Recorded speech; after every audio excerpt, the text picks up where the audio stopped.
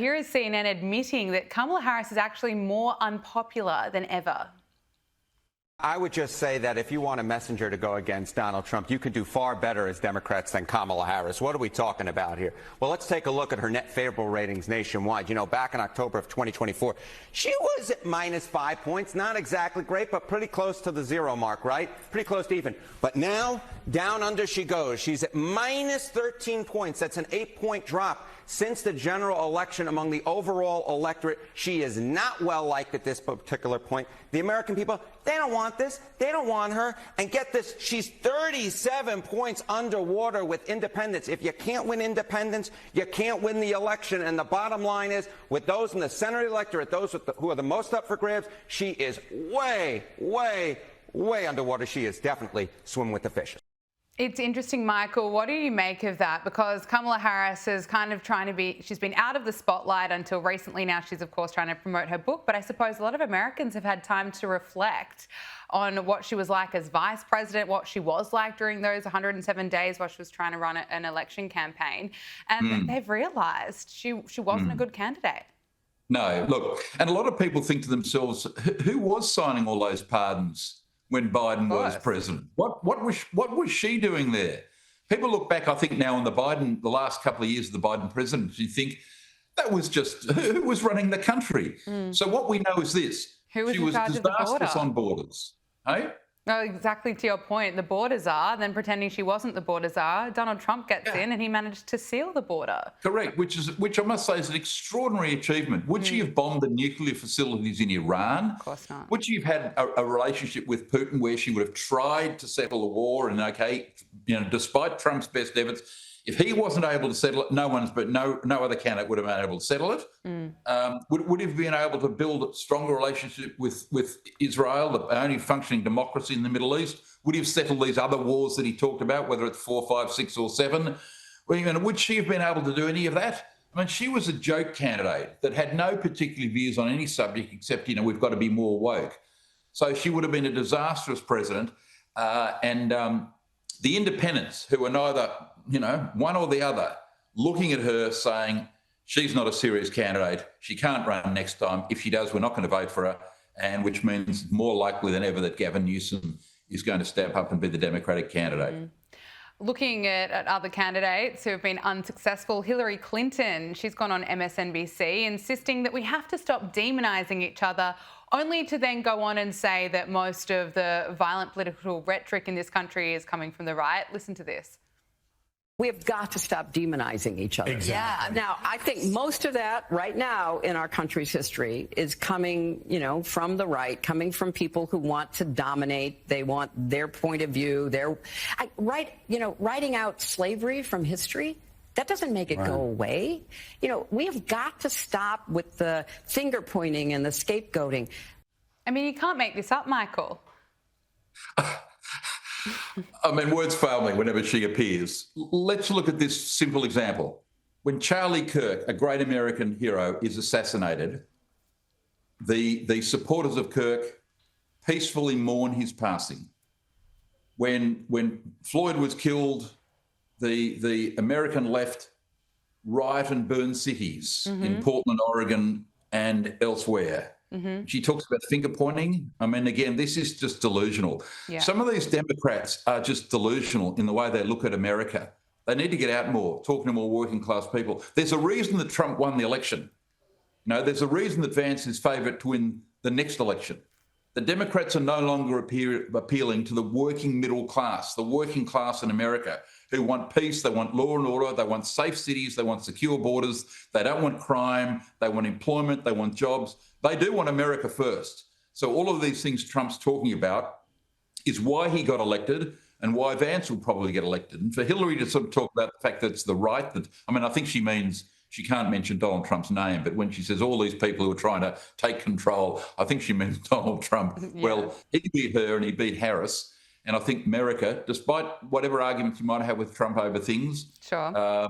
America is the better place for solving some international crises and securing their own. 100%. Absolutely. Now, Michael, I have to talk to you about Anthony Albanese and Donald Trump. They have finally met. They took a photo together at the UN. They managed to, of course, get this selfie. But Anthony Albanese is going to have to wait another month before he gets that formal meeting with Donald Trump. How's it going to go?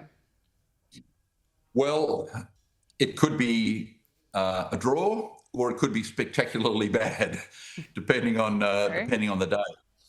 But look, Australians, sitting here, we suffered this incredible embarrassment, humiliation yesterday when Albanese had to met Trump finally, and took a selfie with him. And I couldn't help but thinking, it's like a young kid, getting a backstage pass at a concert, trying to get a photograph with the artist, the singer. Getting a photo and going home to mum and saying, look, I got a photo with the Bay City Rollers. It was a humiliation. And they had to put it on Instagram to show, look, I have had a meeting with Donald Trump. I mean, you can see how happy Trump was to be in that photo, by the way. But, I mean, this is just humiliating for Australia. Look, what we know is this. The American administration know that Albanese partly won his election here this year because he was anti-Trump. They know, the Trump administration know he's a left-wing former student activist. He's pro-Palestine.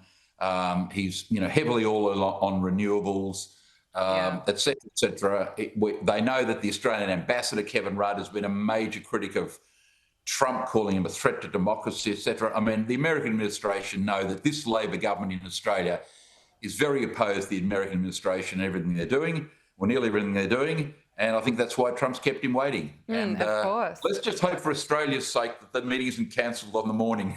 That wouldn't surprise me. It would not surprise me. Anything can happen, as we know. Correct. Let's also look at what else we saw at the UN. And the daughter of Hollywood stars Ben Affleck and Jennifer Garner delivered a speech to the UN about the importance of mask mandates in preventing the spread of COVID-19. I can't believe I'm reading this. Violet Affleck actually lectured the world about how the world is ignoring the ongoing pandemic and claimed that mask mandates were dropped too quickly. Listen to this. It is neglect of the highest order to look children in the eyes and say, we knew how to protect you and we didn't do it. We have access to a technology to prevent airborne disease, something that millions of our ancestors and millions of people around the world today would kill for, and we refuse to use it. And I shudder to think of where we will be in another 5 years of unmitigated infection and reinfection. Michael, should masks be coming back? I don't think so. I think she needs to get out more. There are many dangers in the world. Airborne diseases is but one of them. There are thousands of ways that people can lose their lives, sadly, during their life, from car accidents, diseases, illness, wars, tragedies, mistakes, accidents. She can obsess about airborne diseases, and that's great. And she can wear a mask for the rest of her life. That's great. But I think she needs to get out more and realise that airborne diseases are probably not the greatest threat to humanity. She should perhaps start with poverty, wars, and diseases, malaria, etc. If she started with those, then people might take her a bit more seriously. But airborne diseases and wearing masks, perhaps not at the top of the list, Gab. It's hard to take us seriously. I think, or as someone who lived in Melbourne throughout 2020, it's a little bit triggering seeing masks and even hearing the words mask mandates come back. And just this week, Victoria's former Chief Health Officer, Brett Sutton, admitted that many of the insane measures intended to stop the spread of COVID were probably never necessary. And of course, Melbourne residents spent, almost 300 days in lockdown, and Brett Sutton called that period a horror show, and he wouldn't be drawn on what kind of measures he meant that weren't necessary. But of course, we lived through it. I mean, it was absolutely insane. Children's playgrounds were closed. We couldn't go beyond 5 kilometres from our homes. There was a curfew that was never based on health advice. I mean, it's pretty frustrating after being put through so much. So many people had their businesses closed. There's a whole mental health crisis after what we all went through during COVID. To hear now that actually some of the measures weren't necessary at all. Yeah, and he was one of the principal problems during that period. We had these extreme measures, as you say. I remember playing golf one day. On the limited days you're able to play golf, you had to wear a mask on the golf course. Seriously? Outdoors, surrounded by, fresh air and open space. To play golf, you needed a mask, and you weren't allowed to touch the pin because it might be carrying the COVID virus as well. And we remember, stupid things, as you say, like the playgrounds. I mean, it was so extreme here, and it was not based on medical advice, and that's why Victoria is still suffering. Years later, Victoria is still suffering. Yeah. Many small businesses went bankrupt during that period because people weren't allowed to go to cafes, etc. We were allowed out 1 hour a day. We were allowed out 1 hour a day to go for a walk. I mean, the whole thing was an extremist lockdown by the Andrews government here, and Victoria, as I said, is still suffering from this extreme overreaction to the COVID virus. Just finally, before I let you go, I'm not sure if you're a Harry Potter fan, Michael, but it's been reported that HBO are auditioning, for females to play Voldemort in the upcoming rebrands. The highly anticipated series is set to hit streaming service in 2027. It's already started filming, and according to reports, HBO is auditioning for both men and women to play Voldemort. So it is possible that that could be what happens.